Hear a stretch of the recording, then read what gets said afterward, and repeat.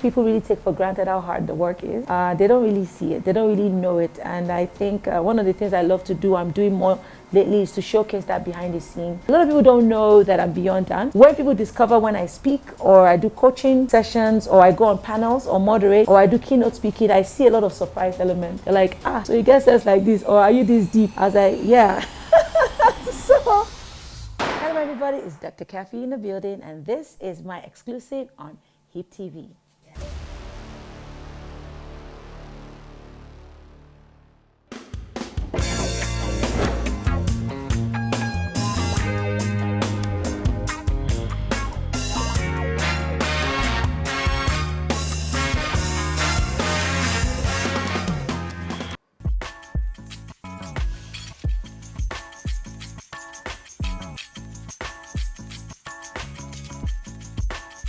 Oh, can anybody become a good dancer?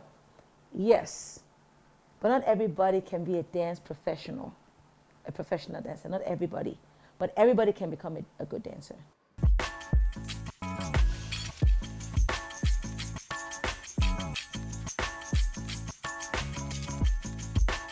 I am endless, intentionally endless. It means that there's more to me than meets the eye. Dance is a tool.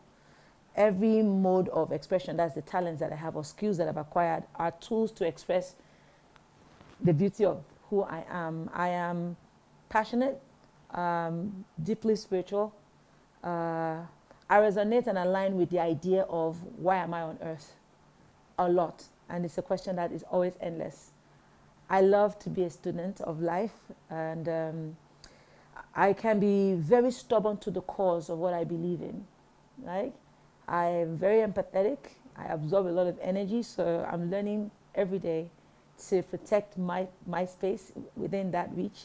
I'm a lover of humanity. I love men, I love women, I love the idea of our existence, and I'm always looking forward to how we can all coexist together better, always, so yeah.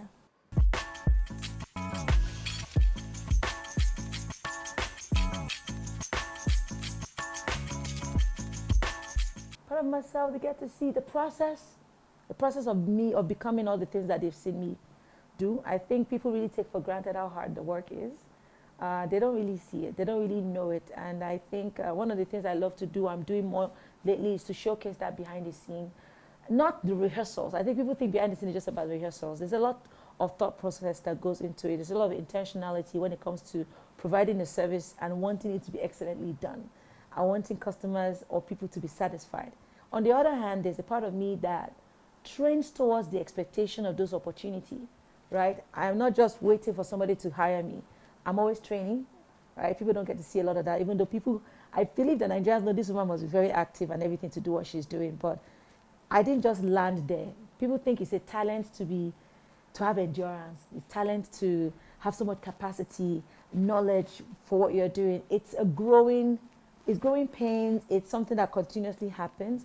What did I think those people know? A lot of people don't know that I'm beyond dance.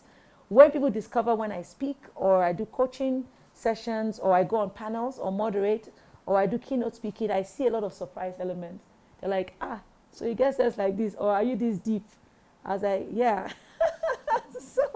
So a lot of people don't really get to know that. And some people are shocked when they come to my home and they see how much of a feminine woman that I am. Like, I like to do my house chores mostly by myself.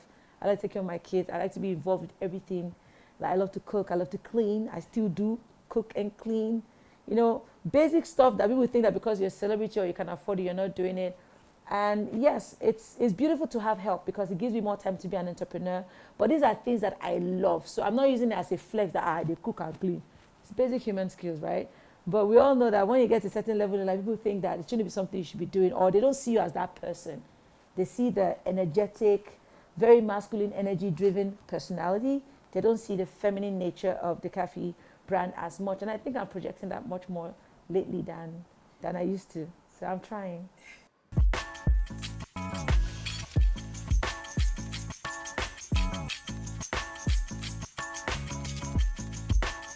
There's nothing that beats the opportunity to be a custodian of another human life, to use that journey to actually rework yourself, because I think we take for granted parenting. I think from a lot of how the world sees parenting is they see parenting from the fact now I get an opportunity to train another human being and be the god of another, but I see it as an opportunity to train myself. Because kids are like mirrors, they're a reflection. They reflect back to you what it is that you don't even know you are training in them. So my children have given me an opportunity to also take accountability for areas that if I'm not careful, I'll repeat the mistake of my parents, right? And because of how God has blessed me with them, because I can't take all the credit for how my children have turned out, they are beautiful souls.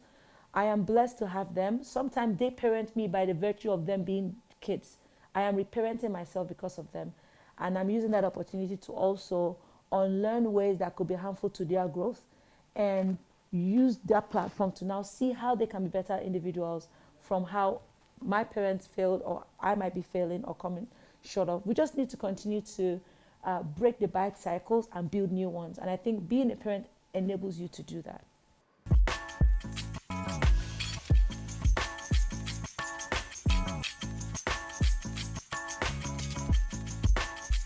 So beyond dance, I built an ecosystem. I've given dance a voice where it began to be seen more than just an entertainment entity, which is where it is largely relegated as. For you to be a dancer, you are a maestro, you are a director, you are a visionary, you are someone that put things and pictures, emotions, communication together. So what I've been able to do beyond just physically dancing is the idea of dance as an economic value proposition for the larger economic conversations that we have in the world today on a global scale and also on an industry by industry case. So what am I saying here? Dance is beyond stage. A dancer can work in an advertising firm because right now content is power, right? A dancer can work in film because now we do a lot of fight scenes and choreography. A dancer can work in a fashion house because models need coordination. A dancer can work in a hospital because dance is one of the most essential form of exercise and wellness options for you to take. A dancer can work in health and education because it is good for people with disabilities or cognitive dysfunctions to improve their health. And also it has been found as one of the best form of exercise to improve any degenerative prevent any degenerative illnesses like Alzheimer's, like dementia, anything that can keep the mind, body moving, flowing, it's key. So I have changed the narrative from being Kaffy in the dance video to Kaffy as a brand that expresses the value of human existence through movement and flow. And that connects to wellness, wealth, womanhood, and economic conversations at large. And infrastructures that I've built around that is the Kaffyverse, which we are launching in November during the Kaffy Creative Expo, which is an event that I started since 2015. I called it TDWC Africa then. That's the dance workshop and conference, which was the largest dance conference that embodied conversation that had to do with economic power, right, of the creative sector. And I've been doing that. We stopped in COVID, but we're doing it again this year. So we are launching our technological platform, which is called the Kaffyverse. It houses a system that mentors the creative industry to turn it to, it mentors the creative industry in helping them convert their passion to profit. Because we don't lack talent in Africa. We lack systems that allow the talent to continuously and sustainably convert it to a profitable venture. And that is where the problem is. So we have created a system. Secondly, I've developed a community for women, for young girls between the ages of 18 and 36 or up to 40, to finding how to navigate life. Most of our young girls are finding it difficult because mothers are not telling enough truths or they're just stuck with what they know. Aunties, grandmas, they're stuck with what they know. And young girls want to be nurtured right.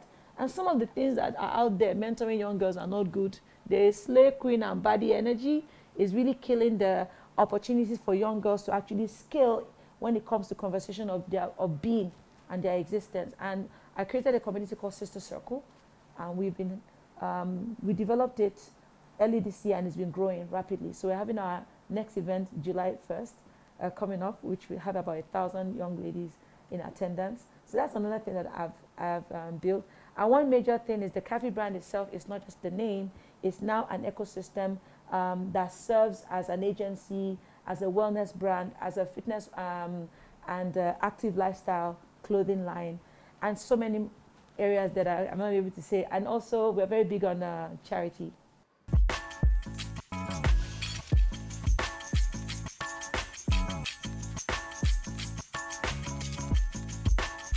Hi! How many versions of myself? A lot. Multiple, and there's still more that I've not explored. I've had to be everything from, let me say, if you want to categorize the versions, right?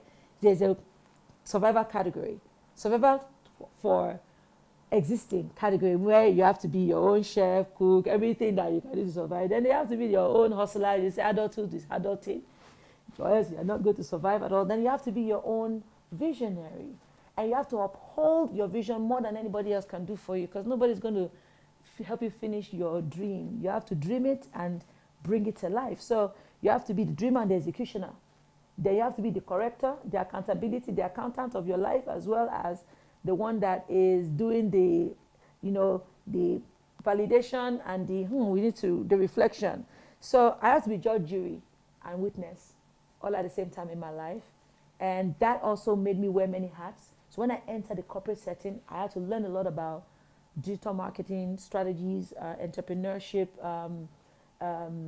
departments that a business requires to survive because of the vision that I have. I had to be in rooms that people don't expect dancers to be, and still be able to stand there and have the conversations that matter in those rooms. So yeah, it's a lot of hats to wear. But one of the greatest lessons for me is knowing when you drop a hat and wearing another one. Because sometimes these hats, you need all of them for a long time, and there's some hats that you just discard. You don't use them again. They serve their purpose. How do you know when to drop those hats and not use them again? It's another grace that one must, ask for. So yeah.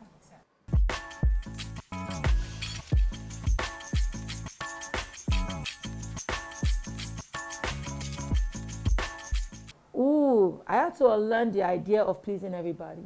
I found that it was a trauma response, and it was actually very, very, very detrimental to your well-being as well as to others, because you set yourself up for a level of entitlement and expectation from people that puts you in a place whereby you could resent them for it, because your intention was to validate your worthiness, and their intention is, you offered it, why can't you still take it?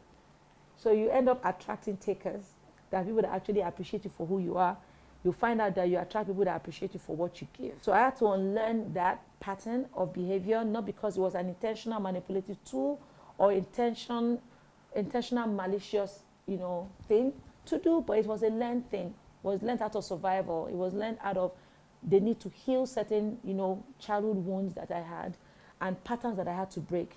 So I had to unlearn the people-pleasing thing. I had to unlearn the idea that being liked by everybody is not being liked is a bad thing. It's okay not to be liked. I have to be okay with, if somebody doesn't like me, it's because they are using the filtering system of their own experiences, life, and beliefs to look at me. So why am I worried about people's opinion? Because I'm someone that I'm very big on opinion, because I grew up being hyper vigilant. When you live with parents that scold you for almost every little thing, and you always don't want to do mistakes. You don't want to make mistakes, and because of that, you're hyper vigilant around people. So that was not really healthy for me, and it put me in a place that I had to unlearn that. Another thing I had to unlearn is thinking that I can help everybody. I'm not everybody's savior, and I had to realize that I'm also not called for everybody. So that also reduced the feeling of pain or hurt I feel when people get me wrong or I feel misunderstood. I realized that it's not everybody that my light is meant for. It's not every darkness that my torchlight will walk. Even though my light will shine some places, it might irritate some people, it might make some people warm, it might burn some people. I have to accept every reaction that comes by the virtue of who I am. And that takes a lot, especially when you're in an environment that being accepted means a lot. A perception means a lot. So how do you now change when the world around is not ready to change? And you have to be okay with the change you're not ready to change, and find the tribe that resonates exactly with who you are. And that brings a lot of loneliness for a while. But even when you get to find that one person, you find that you enjoy that energy than 1,000 people that don't get it.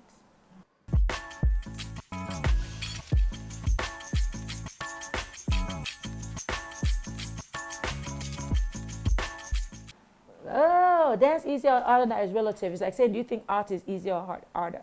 Harder, no.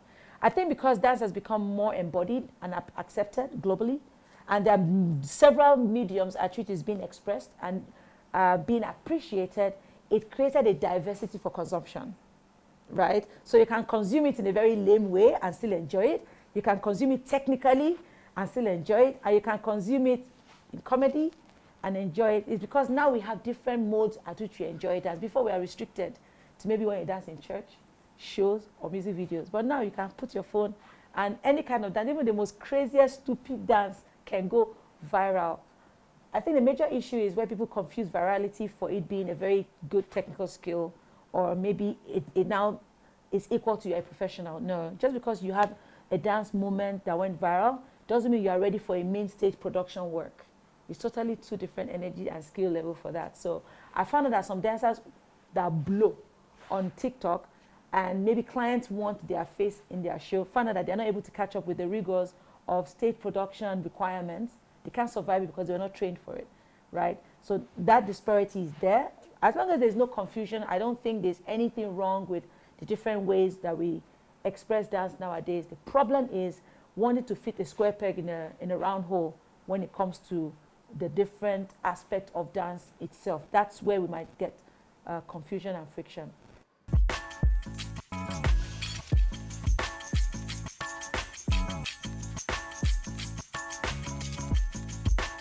I'm very careful with the use of the word TikTok dancers because TikTok users are dancers and non-dancers alike. And those that dance on TikTok, some of them are not professional dancers at all. Some of them are just people who really like to dance. I see families that mother, father are just doing, they'll just join Afro dance and they'll just do something really nice because the family enjoy dances. So labeling all of them as TikTok dancers is trying to categorize them as a faction of the dance ecosystem that thrives on TikTok. That will just be assuming everybody is doing it for as a business or as a profession, right? But if you're doing it as a business and profession, then I cannot look at it with a little more scrutiny and say, in what manner are you serving and how does it serve you? And some people, it serves them because they're able to be influencers now, right? They're able to promote for brands, advertise, and make a living out of that. And because TikTok is also a paid platform, they're able to engage enough to get revenue. So when you look at it from that scope, you realize that nobody's really limited from earning on TikTok, dancing on TikTok, and say, I'm a dancer, I'm a TikTok dancer, means that you're offering services strictly on TikTok as a dancer and not outside that. Or maybe you build your brand of dance on TikTok, and that is where you mainly have developed your core market and your core market and your core market and demography of people that like value your expression. Then we can say you're a TikTok dancer. But can you survive outside TikTok? Very possible to do that if you are ready for what it takes to be out there.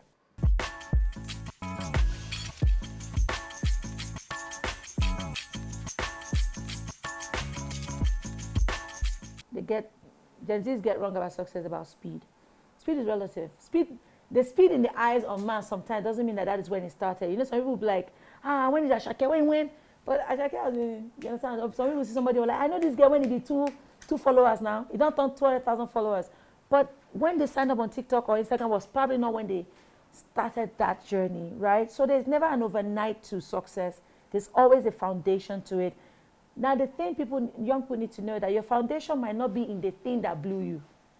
Your foundation may be a dedication to something else, that something else led you to where the opportunity of being seen through another means created that person, and the tenacity, determination, dedication, discipline you developed in that one that nobody knew was now shining through the one that people now know. I don't know if you get the point. So what am I trying to say? Success is consistency, belief in what you are doing, the diligence of it, right? And showing up for it all the time. Knowing that you show up is already a successful thing. And the metrics of success should not be judged by the large compounded thing that occurred, the big bam, blow. I think success should be measured by every day that you get to do what you say you want to do. And you got to do it at all. So if young people can see it from that perspective, it will help with the mental health of the journey that is needed for the journey, the mental strength they need for the journey. And success is also driven by the idea of fame alone. Like nowadays, success will mean fame. Everybody's chasing fame. And I'm like, no, I didn't even chase fame. Fame chased me. Fame will chase you because once you do things right and people need it, they'll find you. Regardless of what it is. If somebody that will be doing like this on TikTok is like the biggest TikToker, just doing like this because he's reacting to videos and his reaction is communicating a frustration that everybody can relate with, all you need to do is find something relatable that people are looking for. And that thing will just be that thing for you. So don't be afraid, don't be shy, and don't be, how do I say it? I think some people feel that there's some certain job description that is beneath them. There's dignity in every label, especially when it's not the one that hurts another human being. So don't be ashamed of certain label that the world does not label as it or body level, you understand? Because that's another thing that is affecting the young people. The world has created a perception of how success should look like, and they're just following that. I'm telling you, please don't follow that. Success looks like me in this hoodie, and it also looks like me when I'm not wearing the fashiest clothes, and it also looks like me when I'm taking care of my kids. So it should look like you in your everyday. You're a successful person for just being alive, waking up and doing what you say you're going to do. So when you measure it from that perspective, you manage things better.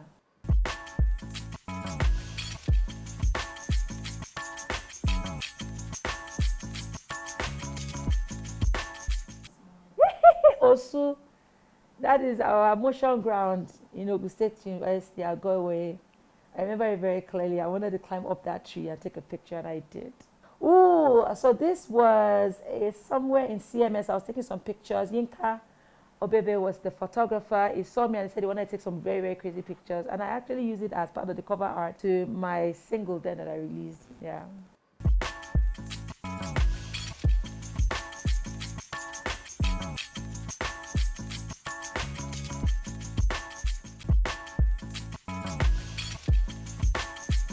Oh, to be honest,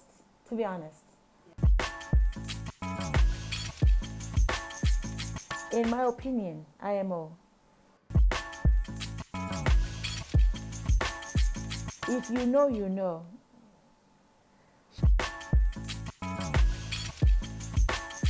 Shaking my head.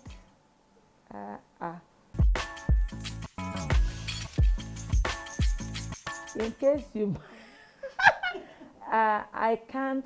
Well, I think I know this, but I'm not remembering it. ICYMI. In case you may. I don't know. I can't remember, but I know it's something I know, but I just can't remember it right now. FYA. Wow. FYI is what I know. I don't know FYA. For your attention. Oh, for your attention. So it's still for your information. Facebook. FB is Facebook to me. I don't know what else it means. B2B, business to business, because that's what I know. Okay.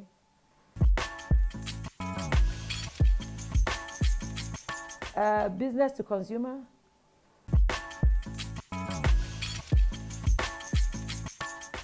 Not gonna lie.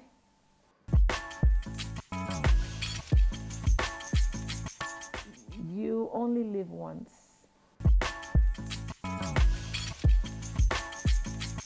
UX, I'm thinking app right now. I'm thinking app. But I don't know what else it means.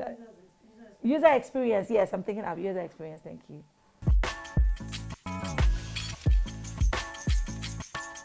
DYK, do it yourself, sorry. Do you know? I don't know if that's what it is. FOMO, fear of missing out. LYI, I like you, I love you, I love you. Greatest of all time, that's me right here. Yes, that's you. I'm the GOAT.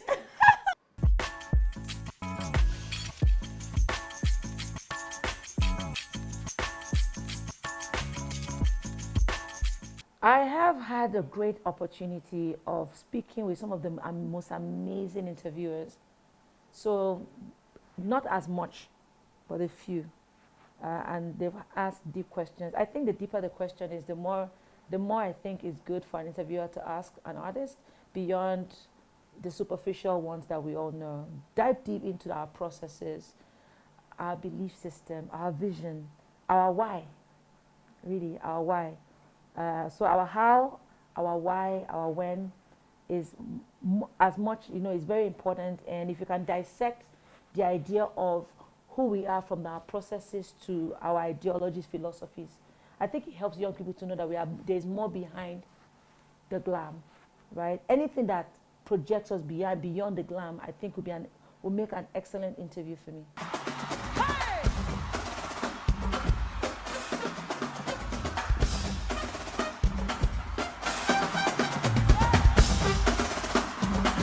Here we go now. Here we go. Come on. Come on. Yeah. You gotta go. Yeah. Come on. Whoa. Please, if dancing is not your thing, please step aside. You ready? You ready? You ready? Get ready? Get ready? Get ready?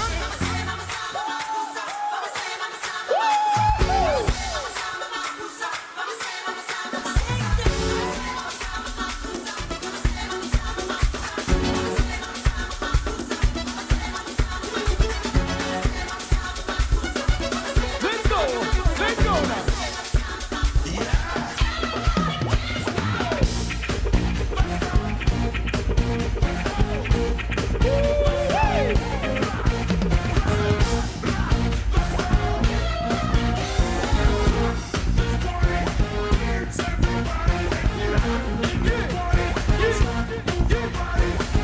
Wow, this has really been amazing. Exclusive on HipTv. This is my own exclusive on HipTv. So what I want to say is that 2026 is not over. I know we are nearing the middle of the year, but the year has just started for me. First of all, I have an amazing community that I just launched, Sister Circle. You can go, link in my bio if you want to join the WhatsApp group. It's free. It's for young ladies between the ages of 18 and 40. You're navigating life. You want to understand what to do with your life, womanhood, wealth, and wellness, relationships, whatever it is, that space is for you.